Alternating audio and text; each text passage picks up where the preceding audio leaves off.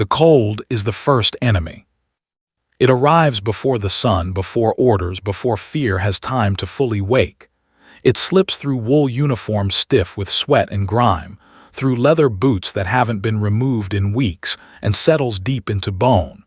It doesn't shock the body. It doesn't demand attention.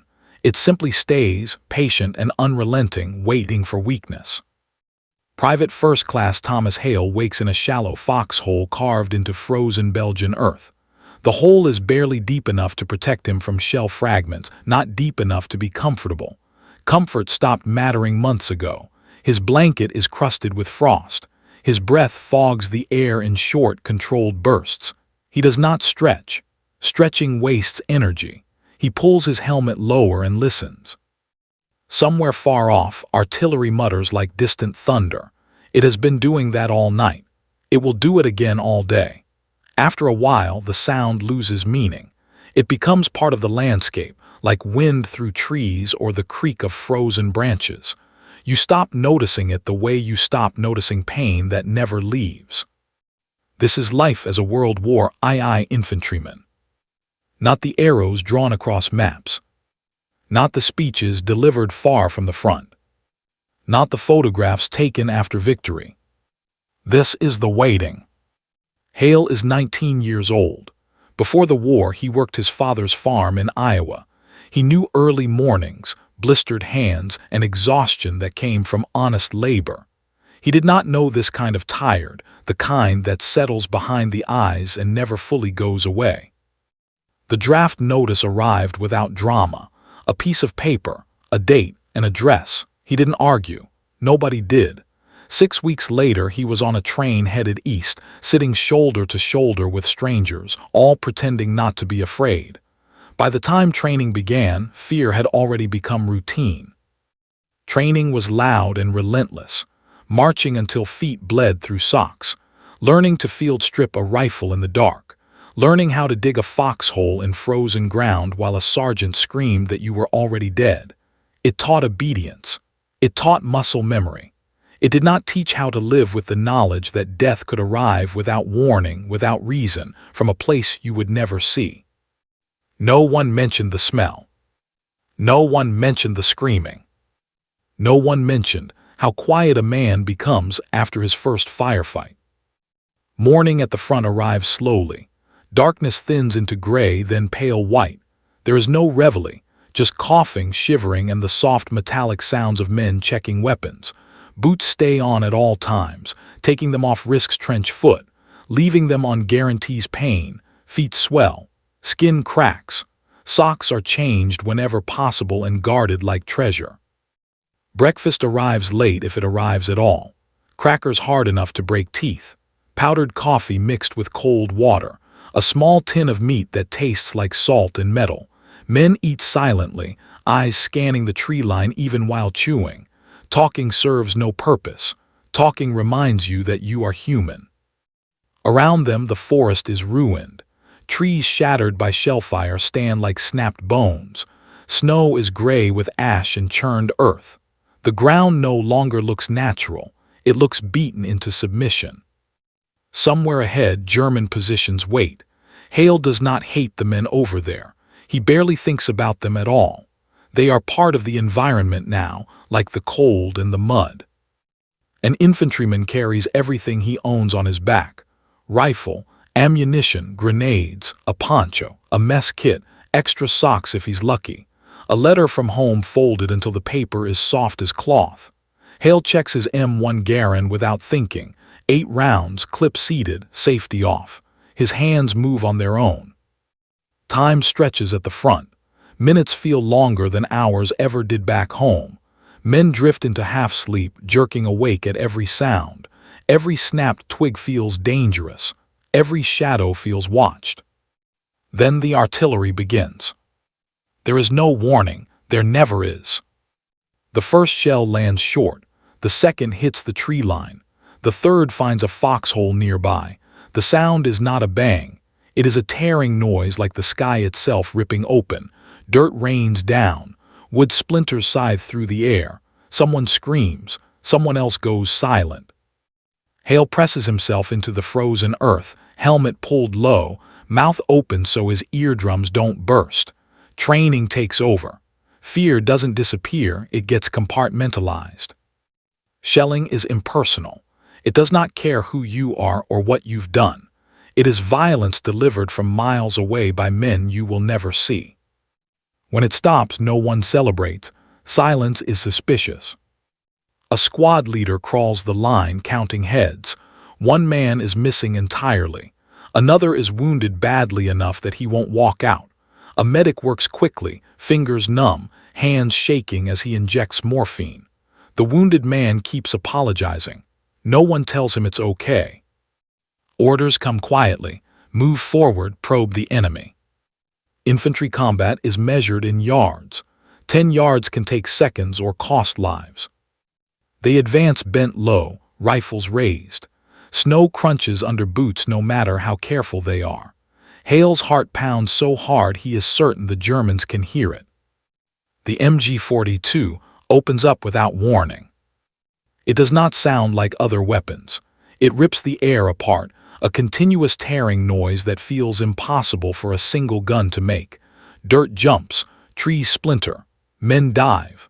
Someone drops before anyone fully understands what happened. There is no heroic charge, no shouted speeches, just instinct and the overwhelming need to survive the next few seconds. Hale fires without aiming properly, muzzle flashes blinding him in the pale winter light. The rifle bucks against his shoulder. The clip ejects with a sharp metallic ping. He reloads without looking. Grenades are thrown. Smoke fills the trees. Orders are shouted and lost. When it ends, the forest is quiet again. Snow drifts down onto bodies pressed into the ground.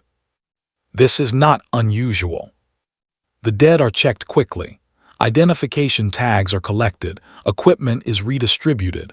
Rifles are wiped clean. The living move on. Days blend together.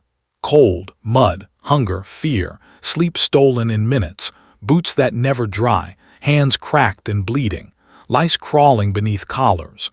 The smell of sweat, oil, cordite, and decay clings to everything. You stop noticing it until months later when you smell something clean and feel sick. Letters arrive weeks late. News from home feels unreal, like it belongs to another life. Hale reads about harvests, church socials, people complaining about shortages. He folds the letter carefully and puts it away. At night, the front comes alive. Flares burst overhead, bathing the world in harsh white light. Shadows freeze mid-step. Patrols crawl through darkness. Every rustle sounds like a man approaching. Sleep comes in fragments. Dreams are short and violent. Replacements arrive. Boys with clean uniforms and wide eyes. They joke too loudly. They ask questions. The veterans do not answer. They know the war will teach them soon enough. As weeks turn into months, Hale notices something change inside him. Fear dulls. Death becomes familiar. He stops counting days. He stops imagining the future. Survival narrows life down to the next meal, the next order, the next sunrise. Villages fall one at a time. Stone houses collapse under shell fire. Streets fill with rubble and smoke. Civilians watch silently from doorways, faces hollow. Sometimes they cheer. Sometimes they stare. Hale no longer knows how to respond. Friends disappear, sometimes suddenly, sometimes slowly, carried away on stretchers. Their absence leaves gaps that no one talks about. The squad rearranges itself without comment. By the time Germany begins to collapse, Hale feels nothing like victory. He is thinner, older, quieter. The war has burned away everything that was not essential. When the fighting finally stops, there is no celebration at the front. Men sit quietly, absorbing the idea that they are still alive. Hale realizes something unsettling. The fear that kept him alive is gone, and in its place is emptiness. He will go home, he will try to explain, he will fail. Like millions of others, he will carry the war with him long after the shooting stops. This was the life of a World War II infantryman. Not glory, not heroism, but endurance. The forest grows quieter after the battle, but it is a fragile peace. Every snapping branch, every rustle of leaves reminds Hale that the enemy could return at any second. Men shift uneasily in the snow, rifles in hand, scanning the tree line with practiced eyes. Every shadow could hide death. Every shadow could hide a child. Or nothing at all. This is the tension that lasts longer than any shelling, the waiting between moments when life threatens to end. Hale checks his rifle again. The M1 Garand has become an extension of his arm. He handles it without thought, yet he knows every scratch, every dent. There is comfort in this familiarity. In a world that has lost all predictability, some things remain consistent. The weight of a weapon, the feel of cold metal, the mechanical click of a safety. It is small, but it is a lifeline. The squad moves forward. They leave behind the bodies of those who fell, marked only by the shallow holes of artillery impact and the frozen snow that clings stubbornly to their uniforms. No ceremonies, no prayers. Survival is the only ritual. They come upon a small village, mostly intact but stripped of life. Smoke curls from chimneys, but the fires are weak and lonely. Doors hang open, revealing empty rooms. Food is scarce. The men move cautiously, aware that a single shot could come from any corner. They clear the streets, check basements, inspect every doorway. A kitten darts past, barely acknowledged. It does not matter. In war, even life is suspicious. Hale finds a letter in a torn desk drawer. The paper is yellowed, edges frayed. The ink has smudged from moisture. It is not addressed to him. It is not his concern, yet he reads it. A mother writes to her son, worried, pleading. She will never know that the son will not return to her. The letter makes Hale's stomach churn. He folds it back carefully, leaving it in the drawer. Some humanity can survive only in fragments. Night falls early. Darkness comes like a thief, swallowing everything. Men huddle together in ruined buildings or foxholes, trying to steal warmth from each other. Some pray. Some stare blankly at the walls. Some smoke whatever is left in their packs. Silence dominates. Words are expensive. Sleep is shallow. Dreams, if they come, are violent, fractured, impossible to recall fully. The cold gets inside you. It wraps itself around organs, sneaks into lungs. Every breath burns. Hale wonders if the cold is worse than fear. Perhaps it is both. Perhaps it is impossible to separate them. He curls tighter into his poncho, feeling the weight of exhaustion settle like concrete on his shoulders. He remembers home, Iowa mornings, sun on his father's fields, laughter from his younger sister. That life feels like fiction now, a story told by someone else.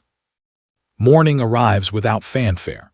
The forest is gray again, light filtered through clouds heavy with snow. Hale and his squad move out.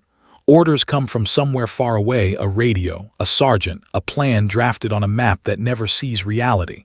They are to hold a ridge, check for enemy movement, report positions. Movement is slow. Snow clings to boots. Muscles ache from tension, from carrying packs, from the weight of survival. The enemy is never where you expect. Sometimes they are gone, leaving devastation behind. Sometimes they appear suddenly, machine guns ripping through the silence. The squad reacts on instinct. Communication is minimal, gestures and glances more effective than words.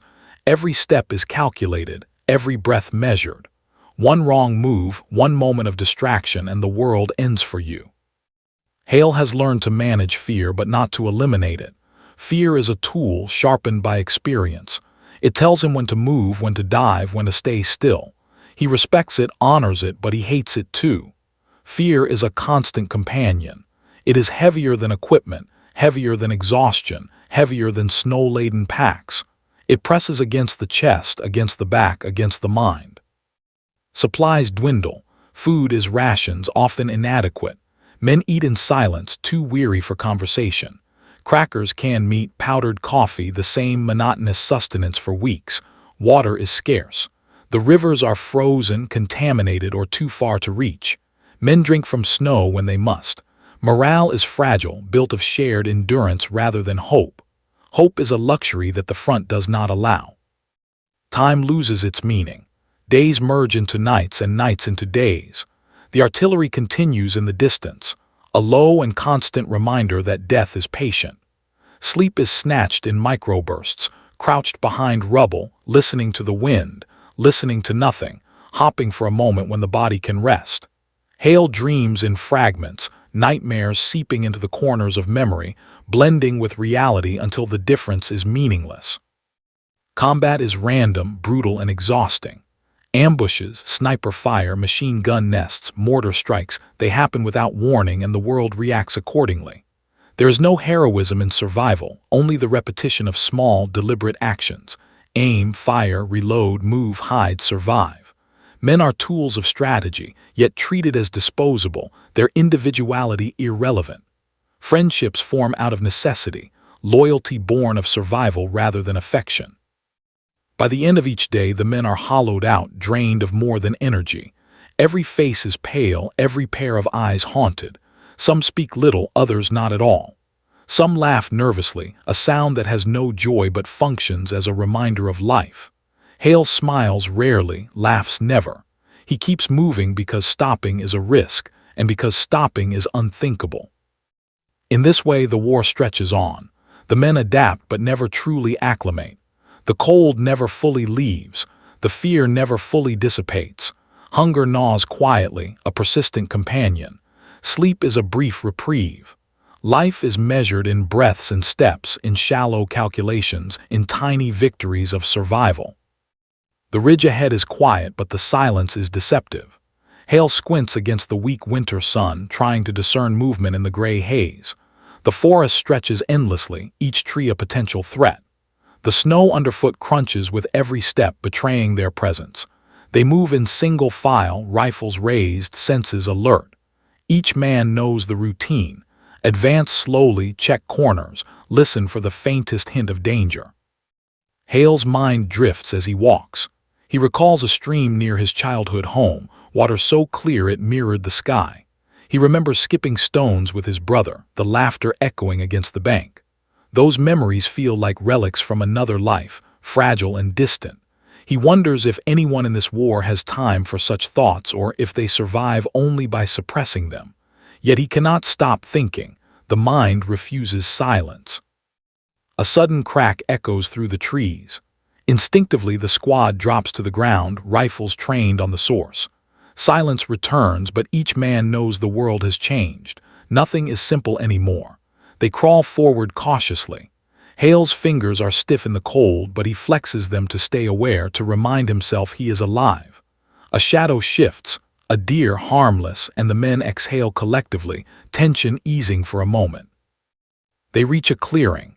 Smoke rises from a distant chimney, spiraling lazily into the gray sky. The village looks deserted, but they know appearances are deceiving. Hale signals the squad to fan out, checking buildings one by one. The first house is empty, overturned furniture and broken dishes the only signs of life. Hale notices a child's toy under the snow, wooden, chipped, abandoned. The image lodges in his mind, haunting in its innocence. The second house yields more. An elderly man, hunched and trembling, opens the door. His eyes are wary, assessing threats, calculating the odds. Hale steps forward slowly, hands visible. "We mean no harm," he says, though he knows words often fail. The man nods, too exhausted to speak. They leave him with food and blankets from their meager supplies, small gestures that feel monumental against the backdrop of destruction. The day drags on. Snow continues to fall, each flake a reminder of time passing slowly, relentlessly. The cold is pervasive, creeping into clothing, skin, and bone. Hale's cheeks burn, fingers ache, and each breath stings. Men wrap themselves in whatever they can, huddling against the elements. They share stories in low voices, fragments of lives before the war. Some lie to make it bearable, others speak the truth, raw and painful. Silence often follows. Words cannot fix anything here. They only acknowledge the emptiness. Night comes again, darker than before. The wind howls, carrying with it the scent of frozen earth and smoke. Hale digs a shallow trench to lie in, trying to make a semblance of shelter. Around him, the squad settles, bodies pressed against each other for warmth. Sleep is elusive, stolen in fragments. Hale dreams of running through fields, unburdened by rifles, untroubled by danger. The dream is vivid, brief, and cruel. He wakes with the taste of snow and fear in his mouth. Rations are scant. Crackers, tinned meat, and bitter coffee are the staples, rationed carefully. Men eat silently, conserving energy for what comes next. Conversation is sparse. They speak only when necessary. The unspoken rules of war dictate that attention must remain outward, eyes scanning constantly. The mind learns to notice everything, the slightest snap of a twig, the faintest movement in the shadows, the subtle shift in wind carrying the smell of gunpowder or smoke. Hale reflects on the nature of fear. It is not just in moments of combat, but in waiting, in anticipation, in the knowledge that any misstep could be fatal. Fear sharpens the senses, but it also erodes patience. It makes simple actions monumental, ordinary moments unbearable.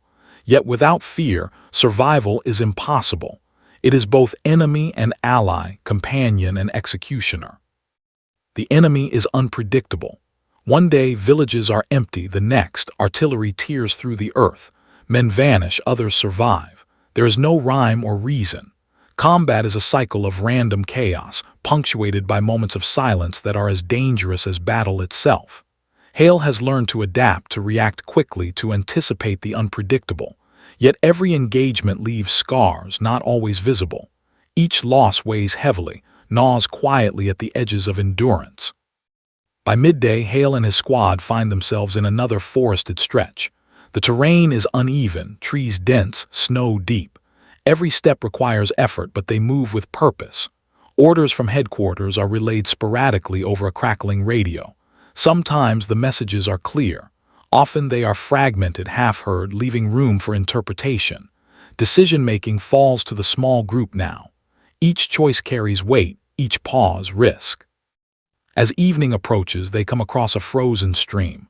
Water is trapped beneath a thick layer of ice, yet thin spots reveal running currents beneath. Hale breaks the ice with his rifle butt, careful to avoid contamination. Water is precious. They drink sparingly, each swallow measured.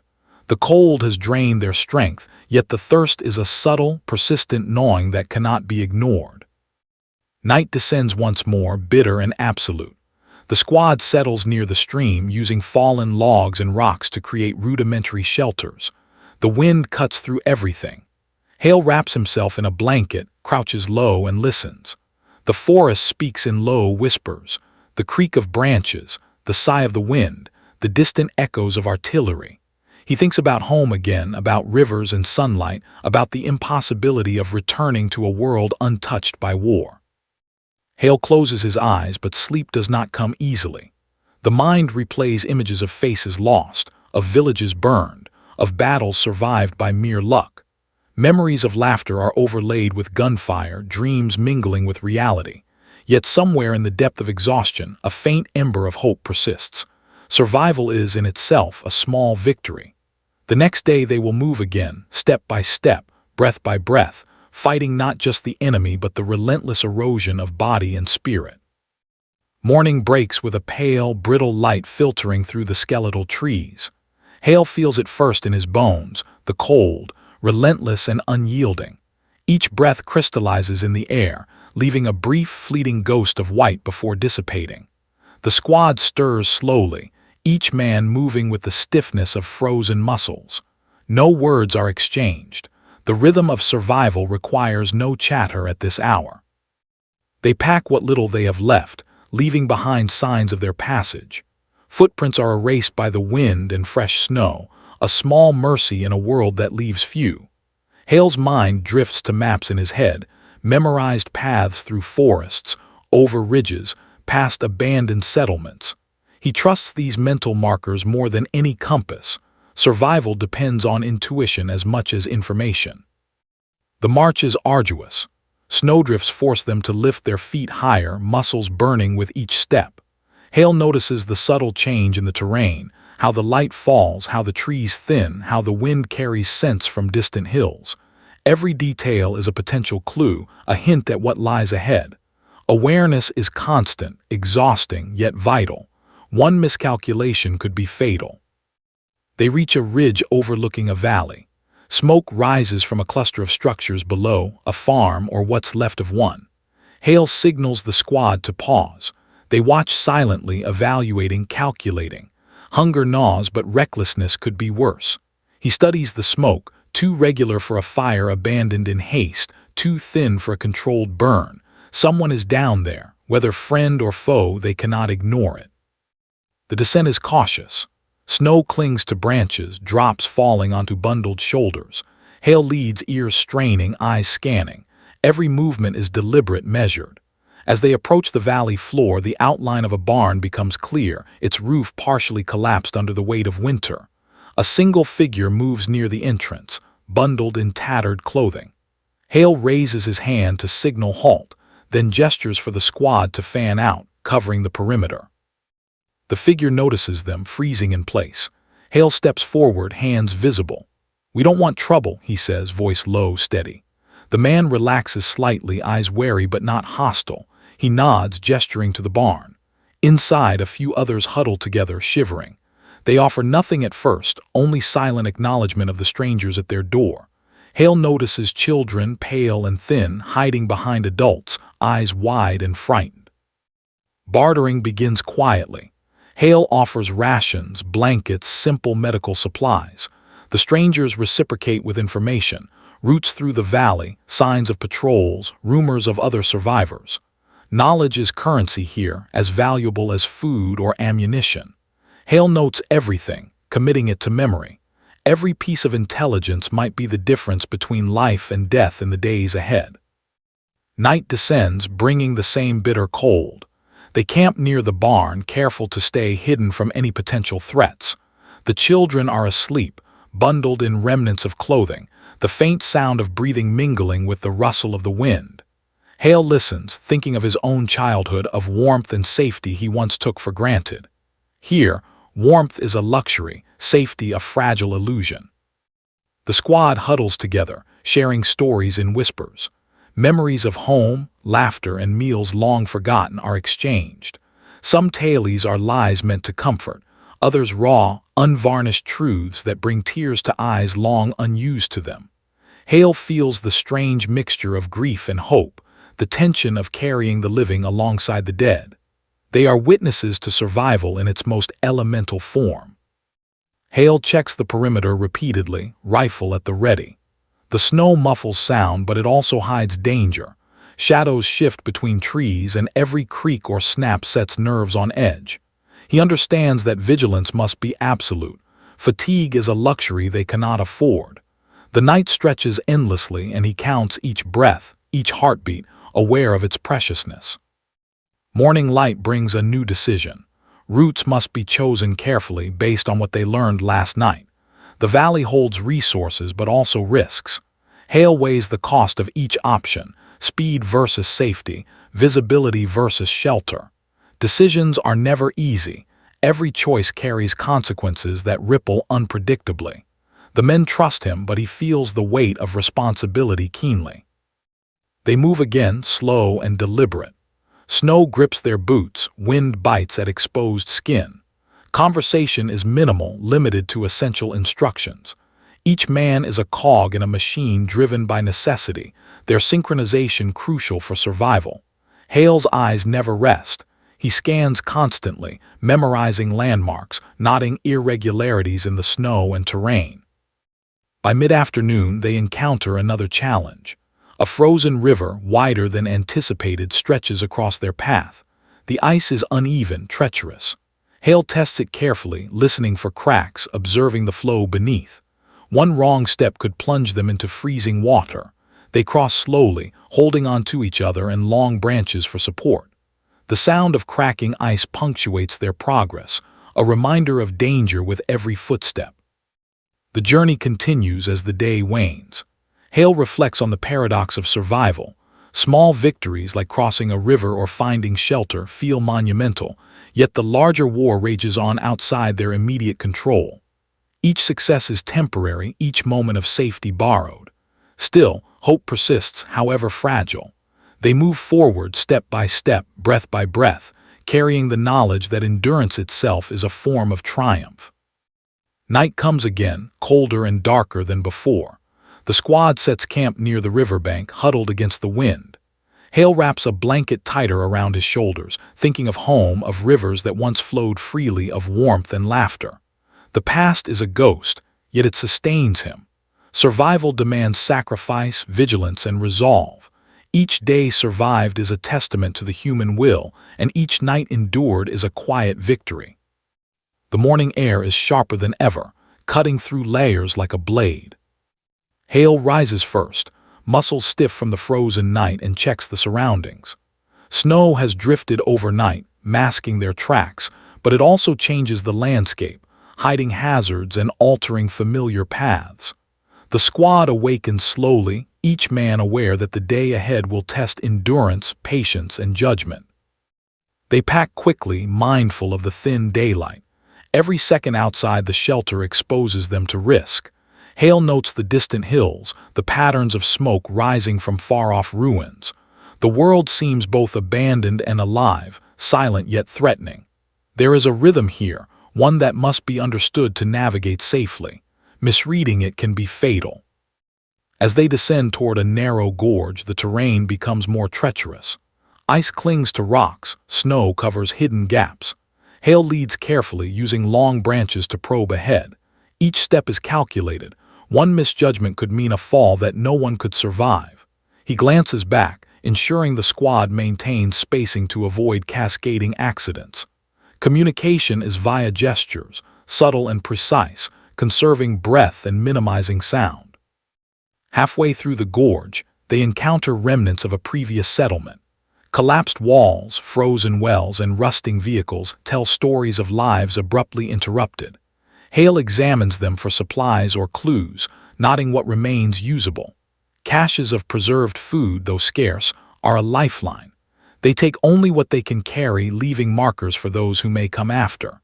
Respect for the dead is a rare luxury in this world, but Hale insists on it. The gorge narrows, forcing the group into single file. Echoes bounce off stone walls, turning ordinary sounds into potential alarms. The wind howls through cracks, carrying faint scents of distant fires and smoke. Hale's senses heighten, attuned to the subtlest cues: footprints, broken branches, unusual patterns in the snow. Danger is rarely announced. It moves silently, unpredictably. Midday brings a temporary reprieve. They find a small alcove, sheltered from wind, where they can eat and rest briefly. Hale inspects the squad. Pale faces, tired limbs, eyes that have seen more than they should. He distributes rations, careful to maintain morale while conserving resources. Conversation is sparse, focused on observations and necessary planning. Comfort is secondary, survival is primary.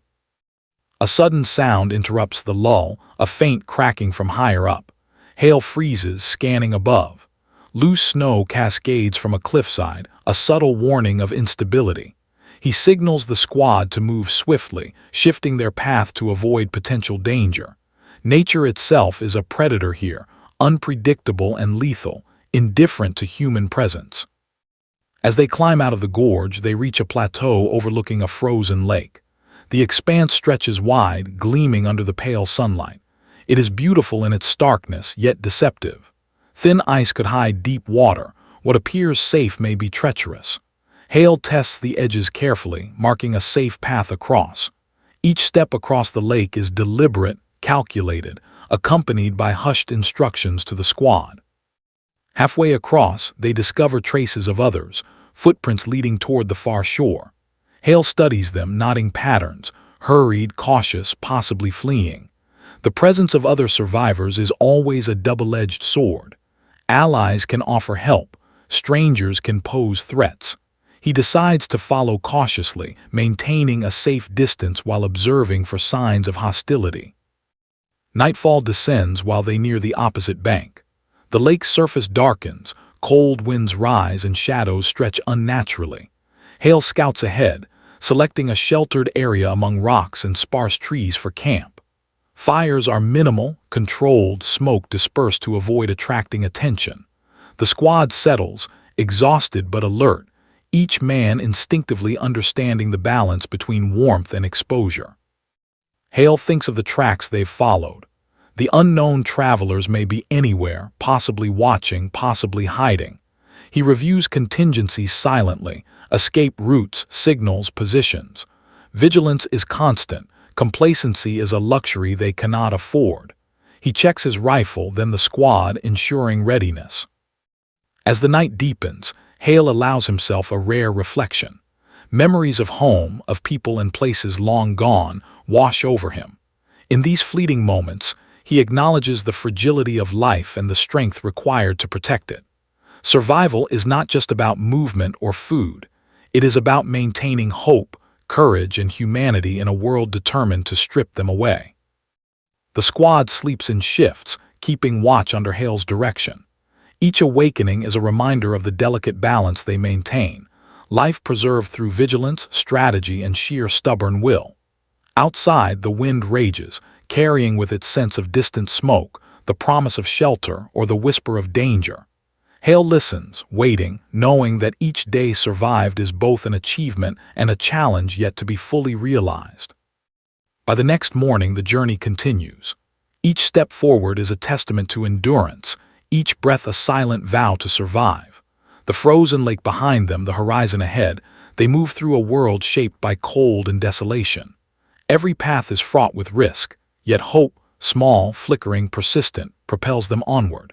Hale understands that survival is a journey without end, each day a page in a story written in snow, wind, and unwavering resolve.